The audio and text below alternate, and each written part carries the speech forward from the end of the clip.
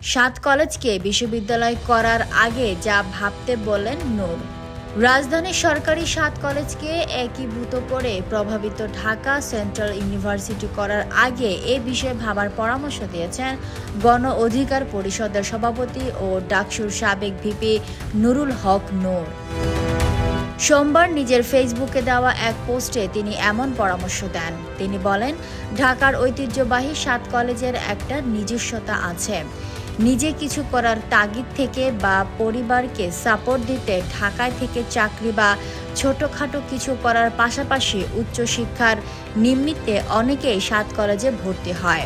বিশ্ববিদ্যালয় হলে তাদের জন্য আর সেই সুযোগটি থাকবে না। তিনি আরও বলেন, তাছাড়া সাত কলেজ নিয়ে বিশ্ববিদ্যালয় হলে বর্তমানে যেভাবে ভর্তির সুযোগ ও প্রক্রিয়া সেটিও থাকবে না। অনেকেই তখন আর এখনকার মতো ভর্তি হওয়ার সুযোগ পাবে না। সুতরাং শিক্ষার্থী সহ সবাইকে সবকিছু বিশ্লেষণ করে সিদ্ধান্তে পৌঁছানোর আহ্বান জানায়।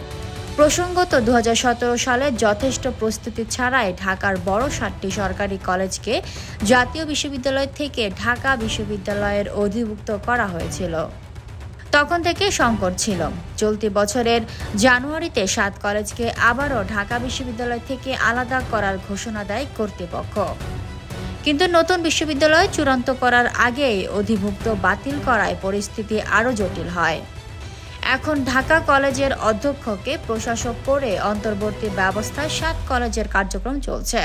এখন নতুন করে সংকটের মুখে পড়েছে কলেজগুলো হলো Dhaka college, Eden Mohila college, Begum Badrunnesa Mohila college, Shahid Suhrawardy college, Kabi Nazrul college, Bangla college ও Titumir college. Fatema Tuz Zohra, people voice television, Dhaka.